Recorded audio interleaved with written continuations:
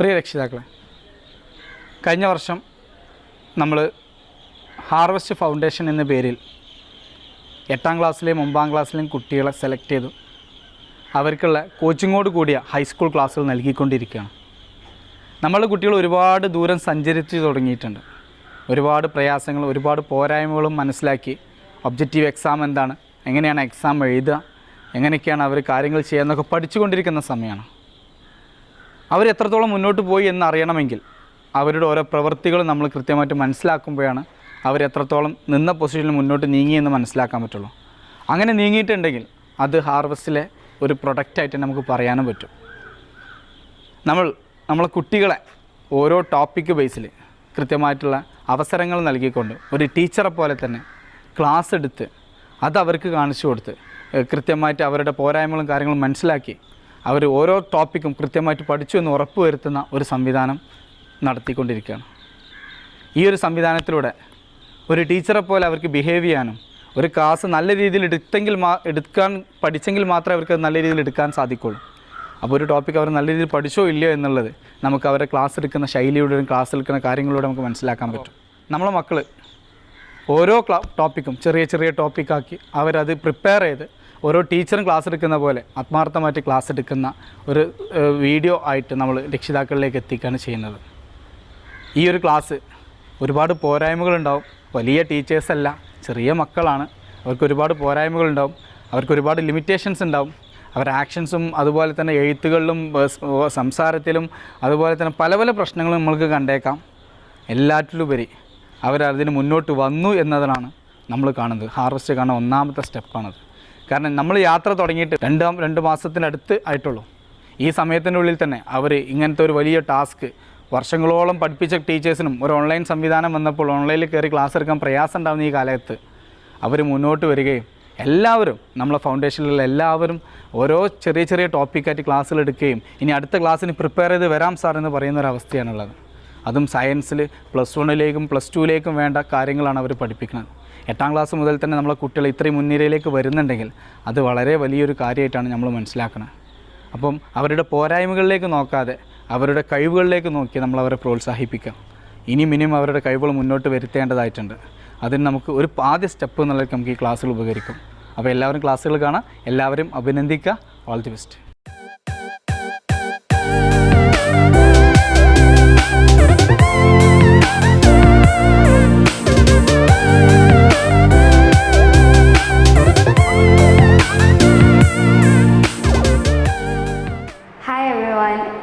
My name is Ameya Girish. I am in 8th standard and I'm a student of Harvest Foundation. And I'm gonna take you chemistry today, and it's chapter 4, materials, metals and non-metals. So, before we go into the chapter, we have to start with the basics. What is chemistry and where is chemistry? So, what and where? These are the main 2 points on the basics of chemistry. So what is chemistry? Take a guess. What is chemistry? So in chemistry, the main thing we have to study is matter.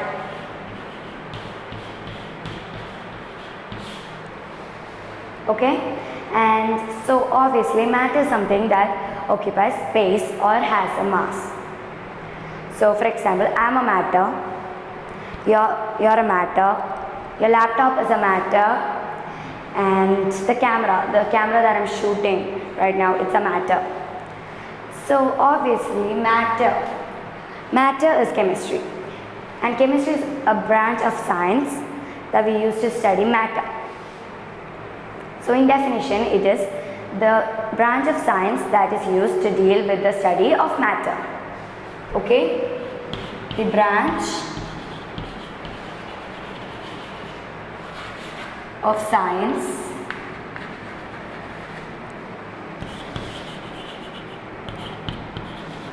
that we use to deal with the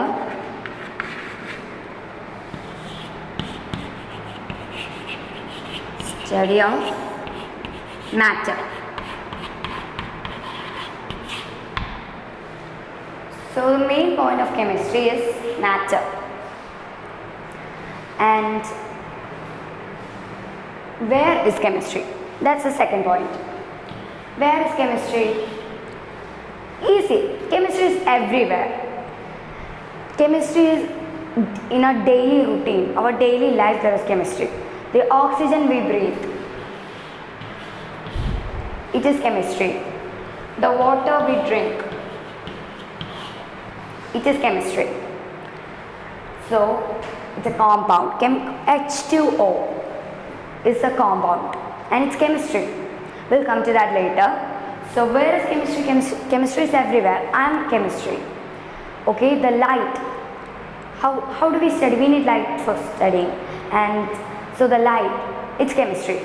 The water, it's chemistry. This chalk, it's chemistry. Blackboard, chemistry. Everything is chemistry. Chemistry is everywhere. Okay, that's chemistry. So the third part, it's matter. We discussed matter already, but I'm just going through it. So the third point is matter. This is the third point. Okay? And as I said, matter is anything that occupies space or has a mass.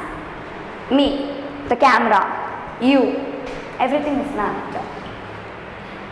So the definition: matter is anything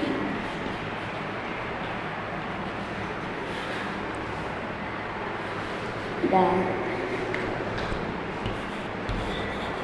occupies space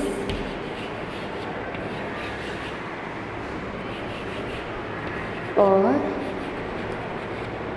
has mass. Okay, so note it down, and I believe that you also noted down the what is chemistry or what is chemistry. So these three are the most basic points of chemistry.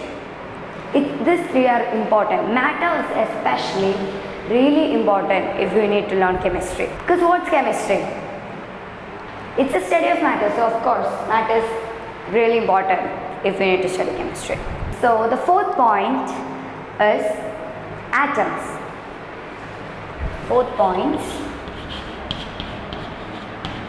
atoms.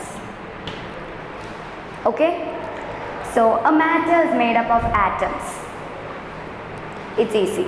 A matter is made up of atoms. And what is atoms?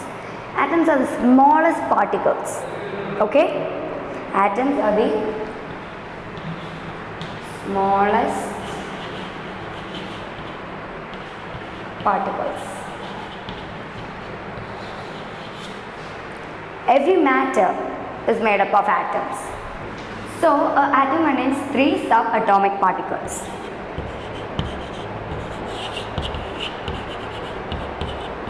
Atomic particles. And those are electrons, neutrons and protons. Okay? So, electrons, then it comes neutrons, and then protons. Okay? Protons are positive charged. Protons are positive charged and electrons are negative charged. So now you might be thinking and confused, then what is neutrons? What is neutrons? Neutrons doesn't have charges. So no charge. Okay? So let's go again. Electrons are negative charged, protons are positive charged and neutrons doesn't have charges. So let's go again from the third matter. Matter is anything that occupies space or has mass, and atoms are smallest particles and it contains three subatomic particles, and those are electrons, neutrons and protons. Electrons are negative, protons are positive, and neutrons doesn't have charges. Okay, now we are going with matter. Okay, matters are classified into groups. So matter. So try to note down these points because it's really important. Matters are classified into two. Guess what? Physical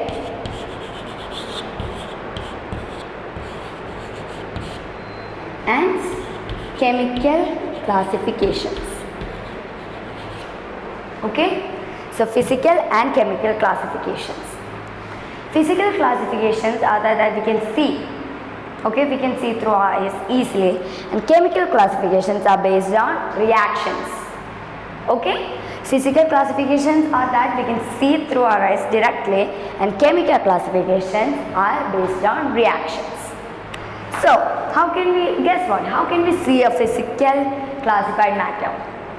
You can see it in three types, three forms. Okay, so those are solids, then what? Liquids and gases. Okay, solids, liquids and gases. Solids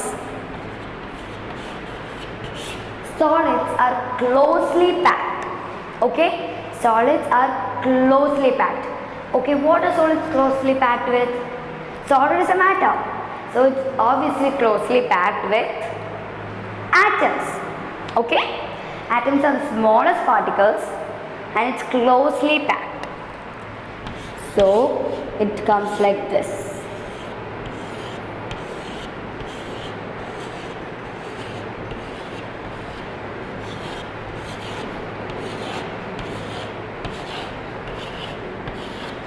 Okay, it's really closely packed. It's closely packed and doesn't have the freedom for movement. Okay, what are how are solids packed? It's really closely packed, tightly packed, and doesn't have the freedom for movements. Okay, so now try to draw this figure. It's closely packed. Closely packed. Okay, and then we go with liquids. Liquids, obviously, if solids are closely packed, liquids in a small form, liquids have the freedom for movement in small form. So what will liquids be?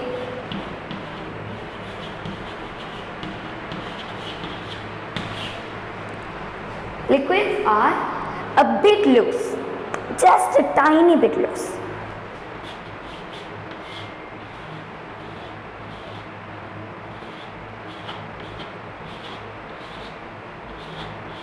So it's a tiny bit loose.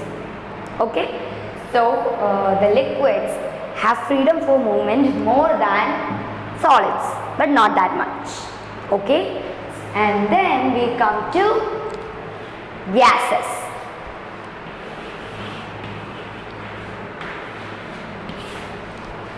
So gas, solids are not able to move because it's closely packed. Liquids are able to move a little bit because it's a bit loose.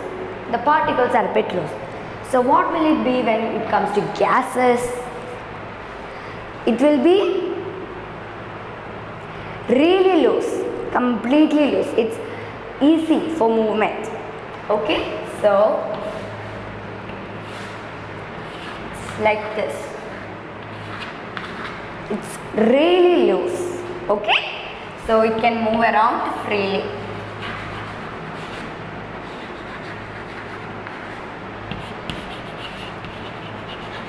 Move around freely. Okay, so what did we discuss right now? Matter. Matter is classified into two, that are chemical and physical. We can see physical through our eyes straightly, and chemical is based on reactions. And then physical are there in three forms. solids, liquids and gases. Okay, and solids are tightly packed, very tightly packed, that it doesn't have the freedom for movement. And liquids are a bit looser, so it has a little bit freedom for movement than solids.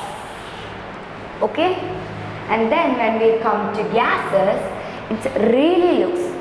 It has a lot of freedom for movement. It's free. It can move around freely.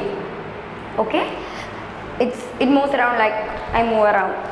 How can I move around? Because gas is not closely packed. It's loose. That's why I can move around freely. Guess what? If I had a brick wall here, and can I move around like this freely? No. For example, if I move around, my hand can't go through because it's a solid and it is tightly packed. But if it's a liquid, it's easy for me to go through. But if it's gases, I can move through easily because I'm filled with gases, right? Oxygen, everything is here. But I'm still free for my movement because gases are really loose. Okay?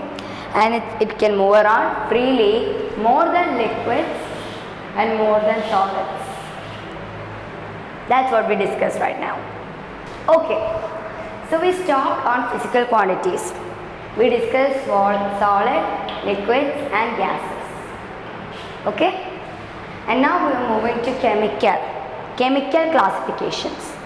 And that are two types, pure substances and mixtures. And pure substances are the ones that are pure. For example, if I have water here, it's just water, right? I'm not adding anything to it. It's just water. Not just water, an element or a compound in a single form is pure substances. And pure substances are classified into two, as I said, elements and compounds. Okay? Elements and compounds. So, elements are single, nothing added to it. For example, oxygen. Okay? Nothing is added to it. But in the case we look into compounds, for example, H2O. Okay? It's hydrogen plus oxygen. So, there are two elements in it. So, it becomes a compound. But in oxygen, there's only oxygen. So, it's an element. Okay? Clear? So, compounds and elements. And elements are classified into three. And that's where the name of our chapter comes in. Metals, non-metals. What's the chapter's name? Materials, metals and non-metals, right? But in elements it's classified into three, which is metals, non-metals and metalloids. Clear? Metals, non-metals and metalloids. And metals and non-metal, what is the difference between metals, non-metals and metalloids? Is there a difference? Yes, of course there is a difference. The difference between metals and non-metals are that metals give electrons. What does metals do? Metals give electrons. Give electrons. Okay? And what does non-metals do? Non-metals take electrons. Okay? Metals give electrons and non-metals take electrons. Clear? Again, metals give electrons and non-metals take electrons. And when we come, there's a third one. So in metals and non-metals, we said metals give electrons and take electrons. So what's left? There's nothing left. We said give and take. So this is in the middle. Okay, it's in the middle because metalloids give and take electrons. Okay, just give electrons and take electrons. That's why it's called metalloids. Okay, metals give electrons, non-metals take electrons, and metalloids give and take electrons. Clear? So note it down. So we discussed physical classifications, and in chemical classifications we discussed the first part of pure substances, that is elements. So now we are going to compounds. Okay, so as I said, compounds come in forms like H2O. For example, H2O. H2O is hydrogen plus oxygen, so we call it compounds.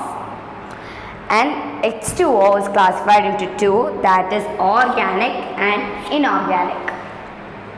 So what is H2O what is compounds classified into? Organic and inorganic. Got it? So organic, when we come to organics are the compounds, okay, the compounds found in living sources. So compounds are the organic is the compounds that are found in living sources. Okay, living sources. I believe that you don't need definitions. So that's it. If you need examples, I'm an example. I'm a living organism, then there are compounds in me, so I'm an example. The trees, obviously there are plants in your houses, there are trees. The trees are an example. You are an example. Your mother is an example. Your father is an example. So inorganic compounds are the compounds found in non-living sources. Example, chalk. Okay, the chalk and rocks. So you have seen rocks, granites. Those all of those are inorganic compounds. Okay, clear? So let's quick revise. We started with matter, we went to physical, and there are solids, liquids and gases. Solids are closely packed, liquids are a bit loose, and gases are freely. And when it comes to chemicals, we studied pure substances. In pure substances, we studied elements and compounds. What are elements? O2 is an element, oxygen is an element. And it's classified into three: metals, non-metals and metalloids. What are metals? Metals are the ones that give electrons, and non-metals are the ones that buy electrons. And what are metalloids? Metalloids give electrons and buy electrons. Okay? And when we come to compounds, there are two types: organic and inorganic. In organic are the compounds that are found in the living sources, and inorganic are the compounds that are found in the non-living sources. In chemical classifications, we have one more left in that: mixtures. Okay, mixtures. And mixtures are classified into two: homogeneous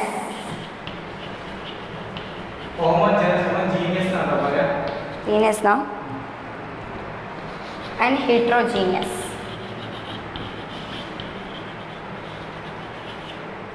Okay, homogeneous, genus and heterogeneous.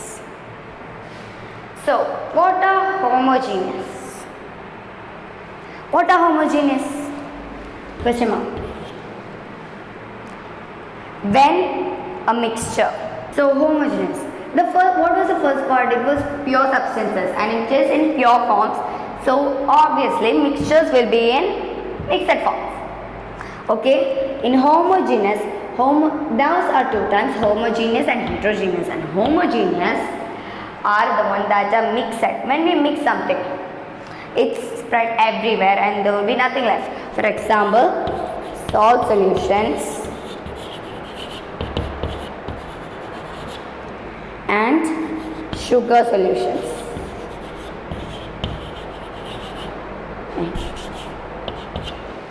Okay, in salt solutions, so we have water. Okay, we have water in this and we added salt. Then it gets mixed everywhere, right? It is mixed everywhere. There's nothing left in the bottom or anywhere, it's mixed. Okay, so that is what homogeneous is. Simple, that's homogeneous. Salt solution and sugar solutions. When you make lemon juice, we add sugar to it. It's mixed everywhere, right? Not only in the bottom or in the top, it's mixed everywhere. And when we add salt to the lemon juice, it's mixed everywhere too. So that is homogeneous. And when we come to heterogeneous, you can say because it's not mixed everywhere. Okay, it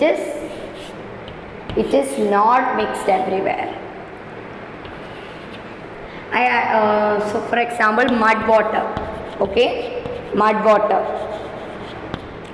So if I add some mud to it, there will be water here and mud here, right?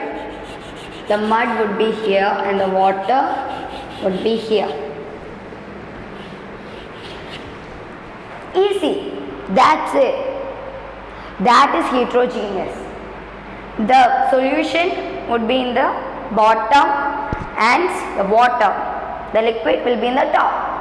Easy, done. So homogeneous is done and heterogeneous is done. We completed the whole chart. In homogeneous, the concentration or the ratio will be same.